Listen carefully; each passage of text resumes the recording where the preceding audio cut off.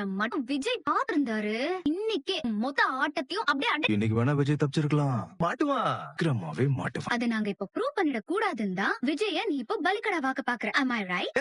Yes. Yeah, you are right. Vijay, Kumaran மாமா, நிவின் 3 பேருமே இந்த சூப்பர் ஹீரோஸ் மாதிரி அப்படி நிக்கிறாங்க. உன்னை வெறித்தனமா தேடிட்டு இருக்காங்க தெரியுமா? அவங்க 3 பேர் கண்ணுல மட்டும் நீ மாட்டின, நீ அப்படியே காலி. மாட்டின இடத்துலயே உன்னை போட்டு பொளக்கறதுக்கு அவங்க ரெடியா இருக்காங்க. உன் உயிர் மேல உனக்கு ஆசை இருந்தா மரியாதையா இங்கே உண்மையை ஒத்துக்கிட்டு போலீஸ்ல போய் சரண்டர் ஆகும். இல்லன்னா தப்பிக்கிறது ரொம்ப கஷ்டம். என்ன பயம் காட்டுறியா?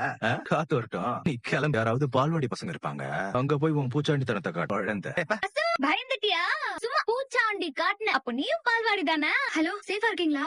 நான் சேஃபா தான் இருக்கேன். உனக்கு எந்த பிரச்சனையும் இல்ல? இல்லங்க, நான் சேஃபா தான் இருக்கேன். நான் வீட்டுக்கு போயிட்டு இருக்கேன். டிரைவ் பண்ணிட்டே பேசுறியா? இல்ல தோ ஓரமா நிறுத்திட்டு தான் பேசுறேன். ஓகே. அம்மா, கார போலீஸ் மடக்கிருப்பாங்களே, உங்ககிட்ட எதுவும் கேட்கலையா? ஏன்டா உன்னை தனியா விட்டு வந்தானு ஒரு மாதிரி எனக்கு பயங்கர டென்ஷன் ஆயிடுச்சு காவேரி.